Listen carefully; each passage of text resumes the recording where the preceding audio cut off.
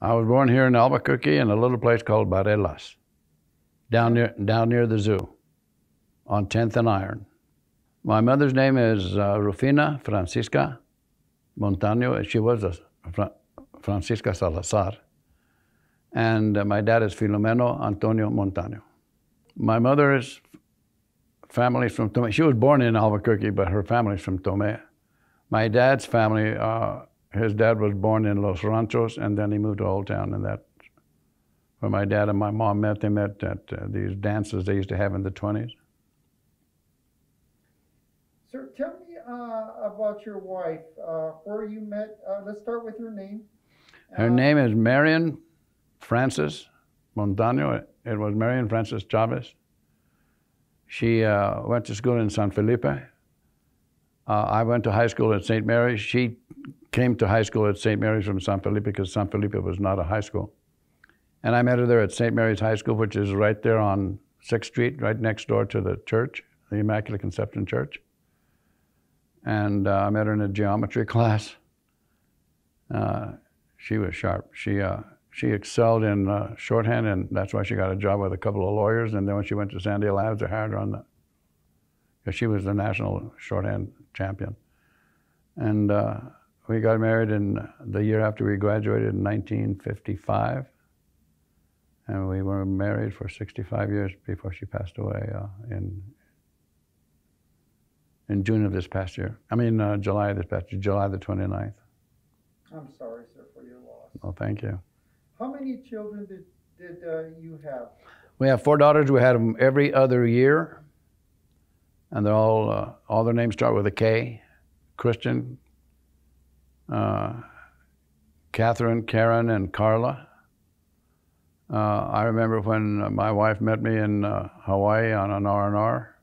Her mother says, "You're just going to go over there and get pregnant again." Well, it didn't happen. And when I came home, I looked my wife straight in the eye and I said, "You know, the 5th one's a boy." And she looked back at me and she says, "You have it." Well, the last girl we had, Karen, was a breech-born baby, so it came out butt first. You know, it was kind of a tough baby. But we have them every other year, and then we stopped. How many grandchildren do you have, sir? I have 2. One is adopted. She's a little girl from Ethiopia. We picked her up. My daughter picked her up. She was 3.5 when we got her. She's now a senior. No, she's a junior down at Grand Canyon University in Phoenix, working on a nursing degree. Stephen is 20. His last name is Covington.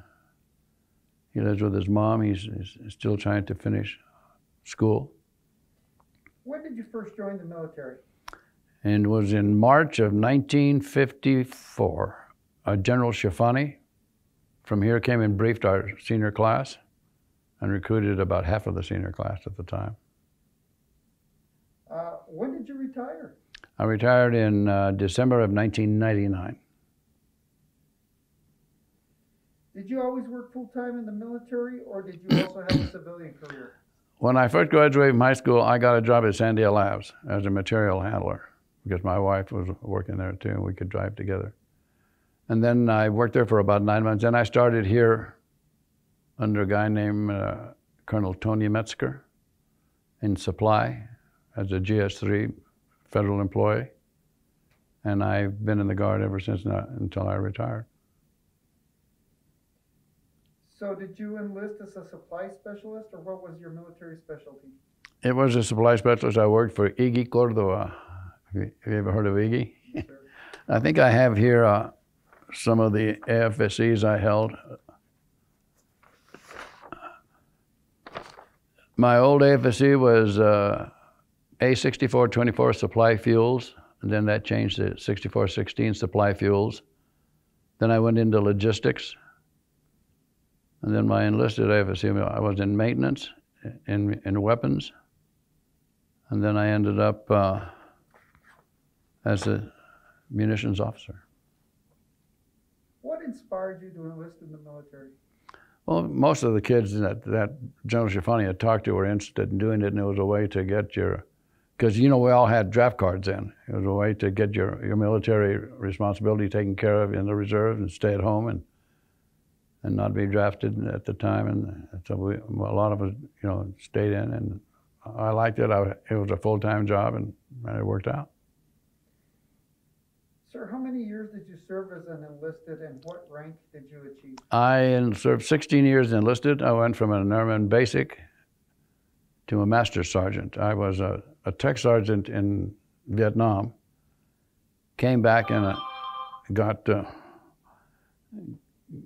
promoted to master sergeant, and then I applied for a commission, and I had to apply for a commission in the field that I had the AFSC in, so I applied for a commission as a munitions officer.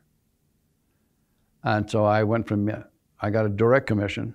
I was commissioned from master sergeant to first lieutenant. Somebody said I got a downgrade. I went from master sergeant to first lieutenant. And here's a funny story about that. I had to validate my commission. So I had to go to Lowry Air Force Base to munitions officer school to validate it. Well, while I was at Tuiwa in Vietnam, the only people that could run a section was a master sergeant. I was the tech sergeant. So they brought in this guy, Sergeant Ellsbury. He was a master sergeant, but he was a printer by AFSC. So I had to cross-train him. I also had to teach a lot of the Air Force guys how to load rocket pods, because we used them, but the Air Force wasn't using rocket pods anymore. And so when I'm walking down the street there at Lowry Air Force Base, I see this black guy walking toward me, and it's Sergeant Ellsbury. He's got this big smile on his face. He says, "Mel, what are you doing here?" And I told him I have to validate my munitions officer's credentials in order to be a munitions officer. And he looked at me, he says, "I'm teaching that course." He says, "What I'm going to tell you," he says, "you cross-trained me." He said, "Give me your paperwork." So I handed it to him, he signed it, and he said, "Go home."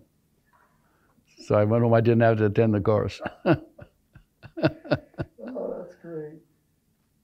Sir, what was your most memorable experience as an enlisted airman? Oh God, there's a bunch of them.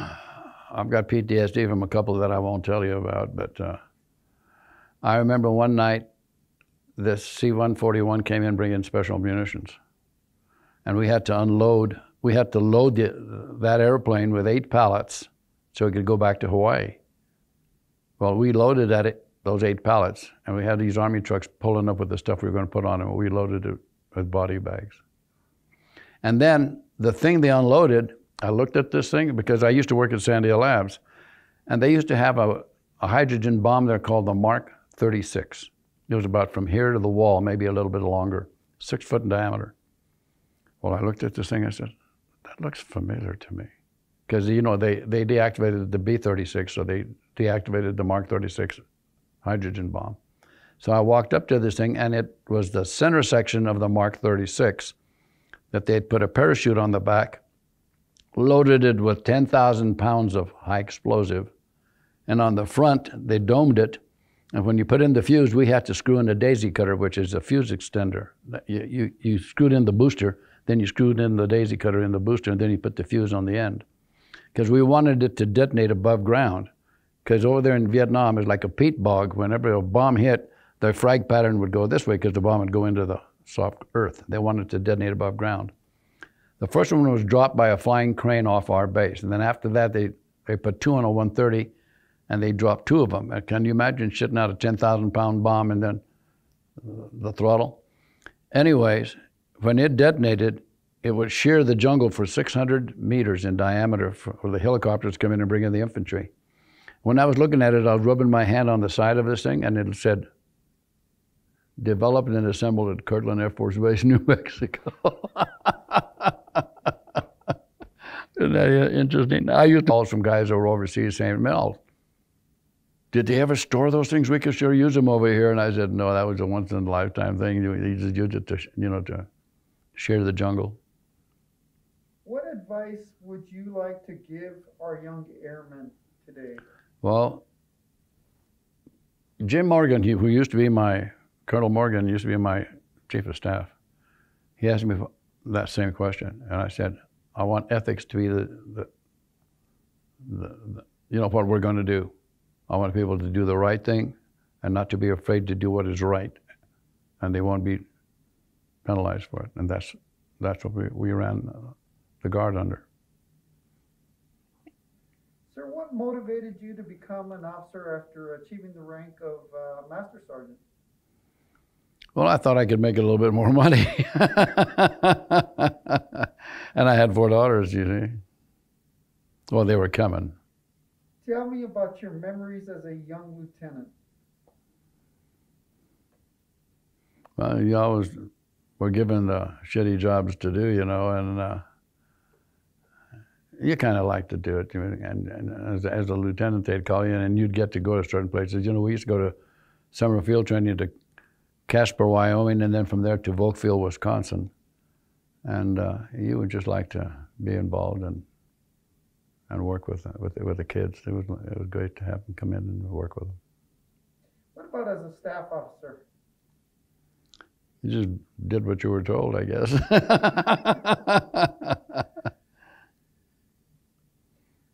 When were you deployed to Vietnam, and with what unit? I was deployed with the 188th, the 150th didn't go to Vietnam. The 150th went to Korea. The 188th went to Vietnam, and I was deployed as a munitions AFSC to go to Vietnam with them. And we flew directly in a 141, and as we were landing on the hangar floor, it said, "Welcome, Fangs." And I said, "Fangs? There's no Florida Air National Guard coming here." It meant fucking Air National Guard. Because the only Air National Guard units were with us, we had 5 squadrons, 3 Air Force squadrons and 2 Guard squadrons. One was Niagara Falls, and then us, the 150th. Colorado was at Phanarang, which was further up, and then there was a combined unit of people from Iowa and a few other people up at Phuket, which was north of us. There were four Air National Guard units that were activated for the Vietnam War, and we were one of them. How long did you serve in Vietnam, sir? 1 year. Do you remember the year you returned home, the date? It was, I think it was June. I think it was June of '68. Are there any experiences you would like to share about your deployment there? Oh, one of them, which is the one I still have to see if I can get a disability for, is that the night we got attacked, I was coming home from work. I worked the night shift at the bomb dump. We used to send up between 8 and 15 flatbeds of munitions every morning for those 100 airplanes. We had the largest fighter base there, 100 F-100 fighters, plus support aircraft, all kinds of support aircraft. And I'm coming home at 2 in the morning, and I can see all, you know, the flashes on the flight line and everything. And I went to the barracks, and we're all lined up there in front of connexes. We weren't allowed to carry our weapons on our base because we had a security force. But we're standing in front of connexes, which are shipping containers, and they're issuing us our M16s, no ammunition, and they're between the barracks, and running right past us is the Viet Cong running to the flight line. So when I had to be at a meeting, that was at 2 o'clock in the morning, I was coming home from my night shift. At 9 o'clock that morning, I had to be back at the bomb dump for a meeting. And we're driving out there, and we can see these guys walking toward this guy, this sapper. That's what they call the guys that came in with bombs. And they came in off the South China Sea, and they came through some barrels that they were still out there from when they were, you know, Red Horse was building the base. And that's when they were, because our barracks are down near the sea, and that's when they ran through there. And they were all dressed in black. And this one guy was caught in the wire over near the POL area. And they were approaching him, these guys with guns, you know, to capture him. He detonated things and just blew the shit out of himself. So when we got to the bomb dump, I called one of the crew members in. I said, issue me two cases of grenades, because we had the old World War II serrated grenades.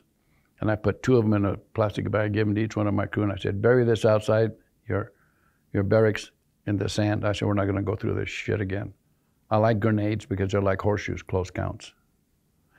One day I was out there, and I got an award for this, an award. In order to turn on the lights in the revetments, and we had 12 revetments, you have to go to each revetment and turn the light on.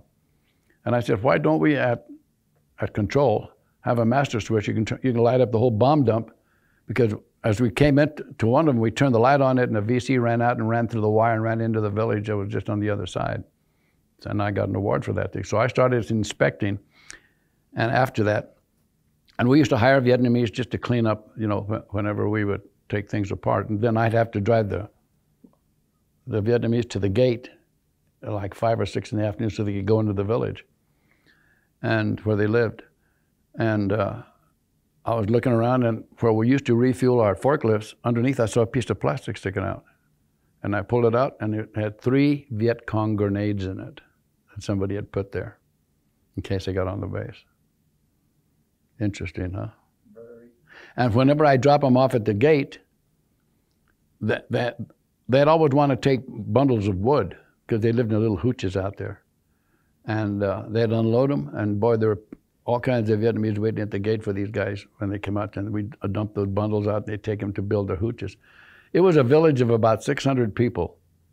Today, it's a city of over 100,000 people with 4 or 5-star hotels on the beach. When did you get promoted to Brigadier General? I was still in the unit here when I got promoted. I was the Assistant Adjutant General for Air. That was 94 probably. Then I went up there and I stayed there till 99 as the Adjutant General. Who pinned on that star, sir, at your promotion? My wife. She pinned them all on. She was a sweetheart. What were you feeling when you were pinned with your first star? I was thinking, boy, a boy from Morelos has done pretty well. That's what my sister told me one time. She lives in south of Philadelphia. She lost her husband too. She met him at UNM here. She was a teacher. She says, you ought to write a book about it. She says, I have a title for it. She said, Melvyn S. Montano, Major General Melvyn S. Montano, a boy from Morelos. And she says, I'll give you a lot of the stories about you growing up over here too. And I haven't done it yet, but maybe I ought to. So let's talk about when did you become the Adjutant General of New Mexico? What year? That was in 1995 when Johnson was elected. And how did that work, sir? You were appointed by? Bruce King. He was the outgoing, and somebody asked him the question, and it's in that article, and he says, well, I thought I was going to win. What were you feeling on the day that you took over the command of the entire New Mexico National Guard? I thought, oh my God, you know, what am I going to do with this? It's like getting a rattlesnake and grabbing it, and all of a sudden you got it by the tail and you don't know what to do with it. But it was awesome. And you know, when my wife told me, she said, apply and find out where you end up on the pecking order. And then I get the call from Bruce with his accents. You know, he's cool. Sir, what were your initial goals as the Adjutant General? It was to modernize it, make it where people wanted to join, and give kids opportunities. And that's why in Taos, I made it a company. It was nothing but there was nothing there. I made it a company. I went to Springer and I did the same thing there.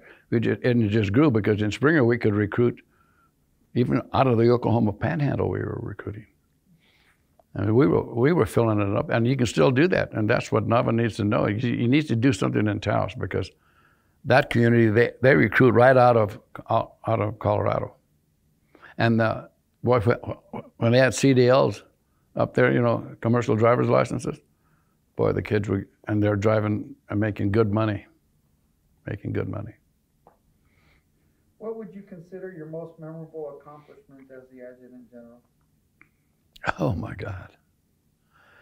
I wrote an article, and Randall Horn asked if he could use it one time. I don't have it with me, but I have it at home in a file. It's called The Hidden Corporation. I compared the New Mexico National Guard to a corporation in New Mexico and what we contributed to the state.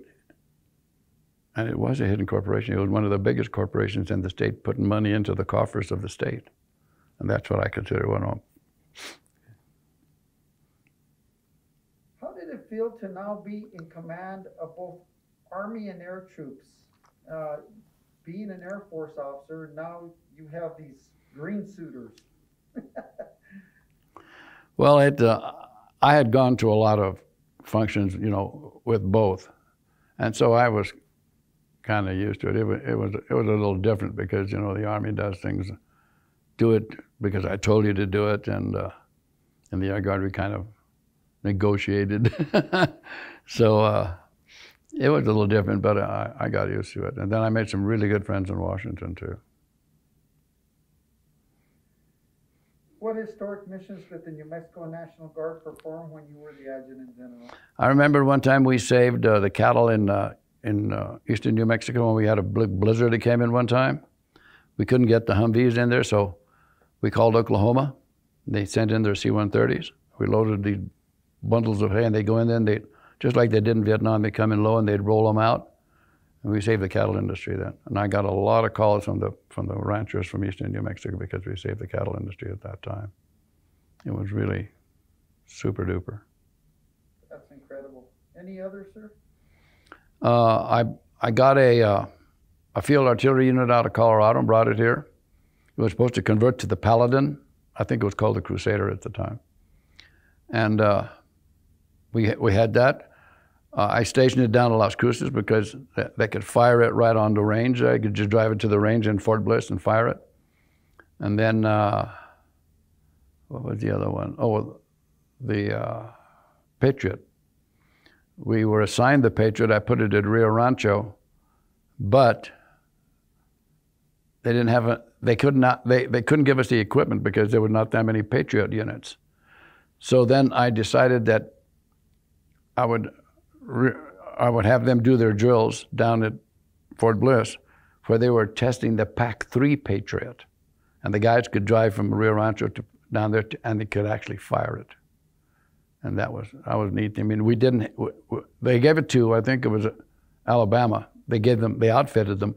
They couldn't give us the equipment, but we sent them down to Fort Bliss where they were testing the PAC-3, and our guys got to really work on it and shoot it. So that was kind of neat. The New Mexico National Guard Joint Forces Headquarters building was built during your tenure as Adjutant General? Yes. I was on Cerrillos Road at the old place. Remember that one? And General Baca is the one that negotiated the whole thing, and it got built. But he got appointed to Washington before he could move in it. I was the first Adjutant General to occupy the new facility. Let's see what I've got here.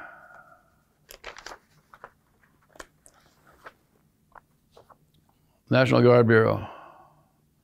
It says your education, Bachelor of Science degree in Business Administration from the University of Albuquerque. That's where Pius is now. Air Command and Staff College. Master of Arts degree in Business Management from Highlands. That was on Kirtland. Master of Arts degrees in Public Administration from the University of New Mexico. National Security Management course. And the John F. Kennedy School of Government at Harvard. Alex Garcia and I both went to that. That was cool. We dormed together over there. It says the effective dates of promotion. First lieutenant was March 1970. Captain was March 1972. Major was April 1976. Lieutenant Colonel, July 1980. Colonel, June 1988. Brigadier General, March 1993. Major General, January 1996.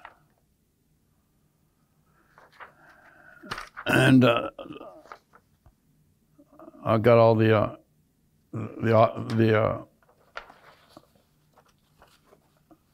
positions I held: aerospace munitions officer, supply operations officer, equipment control officer, supply operations officer, equipment control officer, supply manager, procurement officer. Goes on and on and on. I actually, when we went to Egypt in 1983, Bright Star, I moved that whole unit over there. 93 C-141s, and we had to overnight in Ramstein, not in Ramstein, in Munich. And as we're coming in, we saw a fire, so we landed, and I think it was a priest that came up that had deployed with us. He came up and he said, "God, I'm glad you're alive." It was a C-141 that crashed in the desert. It had one of our refueling vehicles on it, and it had some kids from Cannon they'd picked up. They were going down the river to the Valley of the Kings, where they had an Air Force station.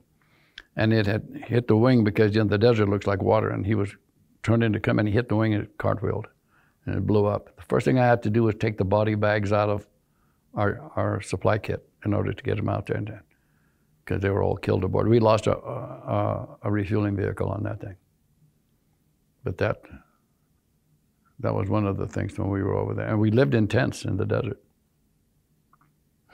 For how long? It was 17, no, what was it? Yeah, 17 days. Sir, we talked about the airmen and the soldiers' advice that you would give them. What about our retirees and our veterans? What message do you give them today? Thank you. Because see, my dad was drafted, and he was at Camp Benning, Georgia. And he was getting ready to go over for the invasion. And they called him in the office. He said, Filomeno, pack your bags, you're going home. He said, what do you mean? I'm trained, I'm ready to go. He said, you have varicose veins, you won't make it marching across, he was in the infantry. You won't make it marching across Europe, you're going home. So he came home. So, and then the Bataan Death March guys, Agapito Silva used to work right down here at Salvage Yard. I knew him, and I knew a bunch of those guys that I grew up with that were in the Bataan Death March. I have a picture of me with Mr. Montoya, who used to be the first sergeant. He came to me when I became the adjutant general. He says, I'd like to resign as first sergeant. I said, why? He says, 40 years is enough. But there's a picture of me and him and the adjutant general of Alaska. I can't remember his name. And we're sitting there. We had gone when they celebrated the end of the war, and they had this passing review of all these ships off the coast of Hawaii. President Clinton came up, and he wanted to be with the Bataan veterans all the time. What other things have you been involved with in our communities? I know that you were on the board at Rancho Los Golondrinas. Yeah, matter of fact, I was the chairman of the board. It says, I received 2 National Guard Bureau Minutemen Awards for meritorious service by serving as member of the Air National Guard Supply Requirements and Review Board. I was also the chairman of the Air National Guard Resource Managers Advisory Council. Distinguished Public Service Alumnus, from the University of New Mexico. I got that award in 1996 from the University of New Mexico. American Society of Public Administration, Chapter University. Yeah, that's the same thing. I was also a lay minister in our church. I gave Holy Communion at our church at the Annunciation. I am a Knight of the Equestrian Order of the Holy Sepulchre of Jerusalem. That's a papal order. A member of the Hispano Chamber of Commerce. And then I was on the Board of Trustees of the Catholic Foundation. And I also was a president of the Catholic Foundation for a while. Jennifer Reardon was in, I didn't know her. She wasn't in it when I was there. But she's the one that was killed on that airplane. What are your hobbies and interests, sir? Right now, I don't have any hobbies and interests. I used to hunt. I've killed 3 oryx, 2 elk, and 1 antelope, and 1 deer. My grandson and I, on occasion, will go out to the range on the west side, and he's got all my guns, and I let him shoot, and he likes to do that stuff like that. And a hunter. And I started bird hunting with my dad. He shot me one time, but it didn't hurt. We were walking across this cornfield, and he was over here, and a pheasant flew between us, and he just started. When I saw it puff, and I ducked. I had Levi's on with long underwear on. The pattern hit me in the thigh, and it just flipped me over. Well, my dad threw his gun down and came running over there. It didn't even tear the pants or anything. It just swelled up my thigh. My dad and I never hunted together again since then. But that was interesting. And then when I was in school, I participated in sports, mostly track. And I did go out for football, but I was just a tackling dummy, I think. Where'd you go to high school, sir? St. Mary's High School. St. Mary's, right. And university? The University of Albuquerque for my bachelor's. My master's degree I got on Kirtland at the Highlands. And then I went to UNM working a PhD, and I couldn't because of my age, because I was still working full time in the Guard. And I got a second master's degree, so I have 2 master's degrees.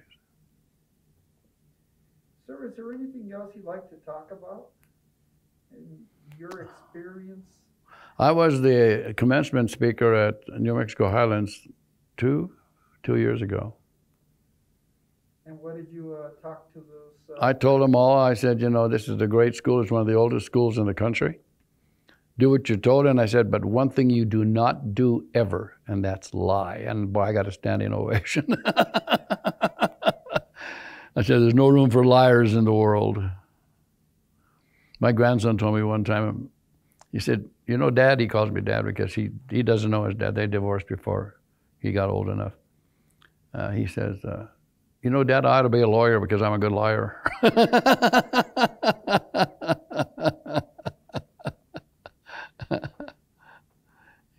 He's quite a guy. I check up on him every day, and I want him to do well. What are the most important things to you, throughout life? I'm sure you've Well, it was ethics. The first thing was ethics, and that was drummed into me by the nuns when I went to school. I remember one time we were walking out of school. I was in the 4th grade, and St. Mary's used to have an old school. My dad went to it at one time, and they had a big stairs, and like a spiral staircase, and there was a nun standing up there. Her name was Sister Bernadine, and they used to wear those habits, black, you know. She had these big dark eyes. And this one guy was standing next to me goes, look, there's Boris Karloff's little sister. And she did look like Boris Karloff, but she looked like she was about 8 feet tall. And I've always been, and you know, when I did graduate from high school, I got an award. I didn't get any achievement awards like, you know, cum laudes or anything like that, but I did get an award for being one of the most polite kids in school, which was kind of neat. I thought that was neat. I remember one time my dad took me to the principal's office and said, see this young man right here? If he screws up, you can spank him. You have my permission. And Sister said, and those are the paddles. So I looked at him in there, and I looked at my dad, and I looked at Sister, and this is before lunch, and my dad left. And I came back, and I said, Sister, can I talk to you at lunchtime? She says, what do you want, Melvyn? I said, I saw the paddles. She says, yeah, and you see one's got holes drilled in it. You know, so there's no drag. They can just beat the hell out of you, and they could back then. I said, would you do me a favor, Sister? And she said, what is that? I said, if you spank me, don't tell my dad. And she said, why not? I said, because he'll spank me again. And I remember when my dad would spank me, we used to wear shorts, and he'd break a limb. We had weeping willows, and he'd take one of those branches off, and they'd spank you. All my sister had to do was yell, and you know, I'd get spanked. I'd run in and I'd hide in the closet. We had a walk-in closet, and I'd hide in the clothes so they wouldn't have. My dad saw I was doing that, so he closed the door one time and locked it, and I was in there for a couple hours. So it was just you and your sister? Huh? You only have one sibling, your sister? I have my sister. No, I have a younger brother. He was, when my dad got back from Camp Benning, when he was conceived. He's 10 years younger than I am. What is it that drove you through that career? I don't know. I guess I just wanted to do well. I remember one time I was with a bunch of adjutant generals. We went to Kirtland Air Force Base, and we were going through what the enlistees go through, you know, the obstacle course. And I was swinging, and I was doing it really neat. And a couple of the officers said, God damn it, Mel, how come you can do that so good? And another of the adjutant general says, well, don't you know he was enlisted for 16 years? But you know, I never went to boot camp. Back then, you had a choice. You either could go or you didn't have to go. And I chose not to go to boot camp. So I'd never been to boot camp, but I could do that stuff because I was always involved in sports, you know, and I could do those physical things. I remember one time we used to, our track team used to practice at Zimmerman Field, which is the old UNM stadium before they moved out here. And I was running one time, and who was it? It was one of the coaches that saw me running over there, and he says, be sure he comes to UNM next time. He says, I like his gait, and he can run pretty good. And we used to take a lot of relays. We took the Los Lunas relays at Albuquerque High, against Albuquerque High and Highland and those races. I ran against Tommy McDonald and some of those guys. Buster Quist used to throw the javelin. His brother, Terry Quist, was in our unit at one time. You know, he died about 4 months ago. Terry Quist did. He was in our unit for a while.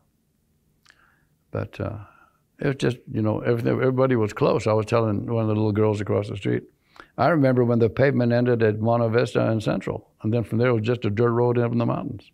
Because my mother used to teach at San Antonito up in the mountains. My dad would take us up there on Sunday evening. She rented a room across the parking lot from the school.